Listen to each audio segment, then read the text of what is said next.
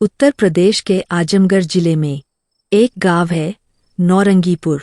इस गांव का नाम सुनते ही लोगों के दिल में एक अजीब डर और सन्नाटा छा जाता है। बाहर के लोग तो यहाँ आते ही नहीं, और जो कभी यहाँ से गुजरते भी है वे बिना पीछे देखे जल्दी से निकल भागते हैं। गांव में माहौल वैसे तो सामान्य था। लोग खेती बाड़ी करते, अपने घरों में पशु पालते और दिन भर के काम में लगे रहते। लेकिन रात ढलते ही यह गांव बदल जाता था। बरसात का मौसम था। लगातार 3 दिन से बारिश हो रही थी। सड़कें कीचड़ से भर चुकी थीं और नाले उफान पर थे। गांव के चौक पर रामदीन की छोटी सी चाय की दुकान थी। वहां 4-5 लोग बैठे चाय पी रहे थे। भाई, इन दिनों बारिश ने तो जान ही निकाल दी। खेत में पानी भर गया है, अब फसल बचाना मुश्किल होगा। अरे गोपी, छोड़ो भी। बरसात में चाय की चुस्की और गप्पे, यही असली मजा है। तभी गांव के बुजुर्ग दाताराम काका वहां आते हैं। सब लोग उन्हें देखकर खड़े हो जाते हैं। आओ काका, बैठो। आपसे बढ़कर कहानियां कोई नहीं सुनाता। काका मुस्कराए और बोले, कहानी?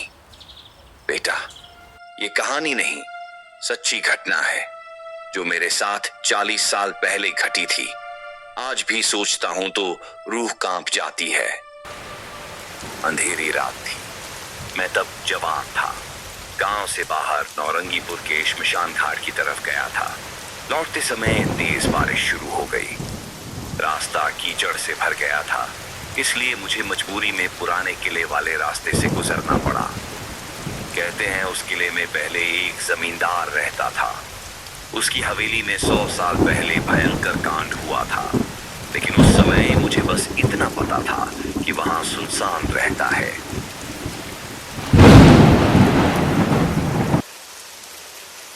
बारिश में चलते चलते अचानक मुझे एक आदमी दिखा।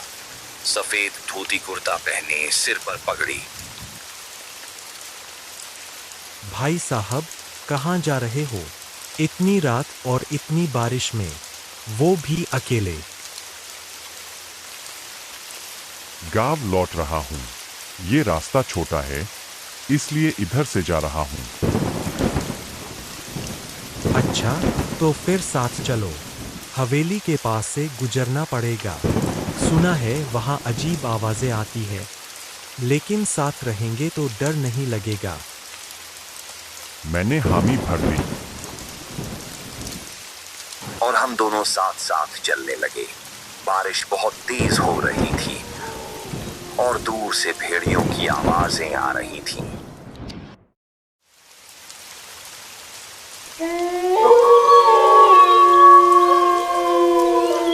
जब हम दोनों हवेली के पास पहुंचे तो अंदर से घंटियों की आवाज आने लगी, जैसे कोई मंदिर में पूजा कर रहा हो।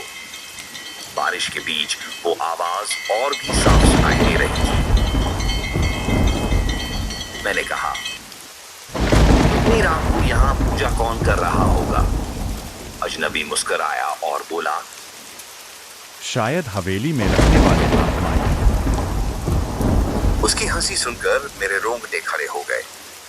अचानक उसने कहा, बारिश बहुत तेज हो रही है, चलो हवेली के अंदर रुक जाते हैं, सुबह होते ही निकल जाएंगे। मैं डर रहा था, लेकिन मजबूरी में मान गया। हवेली के दरवाजे अपने आप जर्रर की आवाज करते हुए खुल गए। अंदर पूरा अंधेरा था, बस एक लाल टेंट टिमटिमा रही थी। जैसे ही हम अंदर गए, मुझे लगा कि दीवारों पर किसी की परछाई हिल रही है।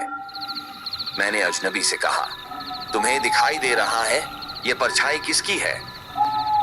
क्यों डर रहे हो? ये तो इस हवेली के पुराने बाशिंदे हैं, जो अब भी यहाँ रहते हैं।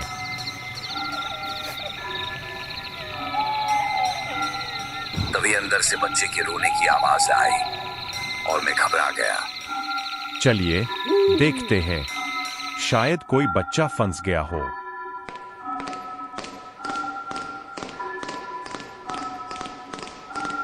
हम आगे बढ़े। बिजली चमकी और मैंने देखा सामने एक औरत खड़ी है। सफेद साड़ी में, बाल बिखरे हुए, आंखें लाल और उसकी गोद में जला हुआ बच्चा। मेरे होश उड़ गए। मैं अजनबी की ओर मुड़ा और देखा। अब वो आदमी इंसान नहीं था। उसका चेहरा काला पड़ चुका था, आंखें खून की तरह लाल, और उसके मुंह से वही बच्चे की रोने की आवाज आ रही थी। जान बचाकर भागना चाहता था, लेकिन दरवाजा अपने आप बंद हो चुका था। हवेली की दीवारों पर खून बहने लगा, परछाइयां चिल्ला रही थीं। तभी अचानक हवेली की सारी लाइटें बुझ गईं और वो अजनबी धुएं की तरह गायब हो गया। बारिश भी एकदम बंद हो गई। दरवाजा खुल गया और मैं जैसे तैसे भागकर गांव पहुंचा।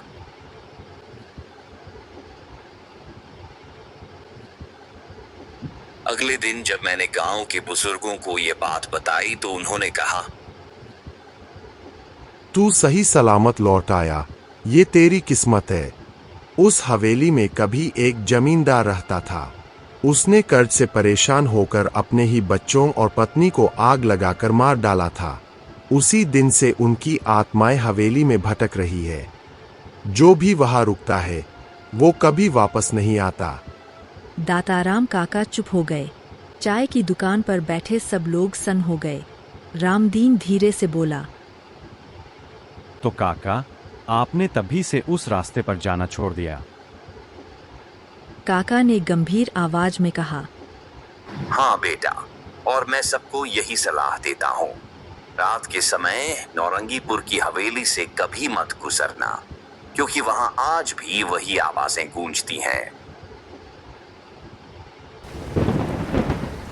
बाहर आसमान में बिजली कड़की और बारिश फिर शुरू हो गई। दूसरे की ओर देखकर सहम गए।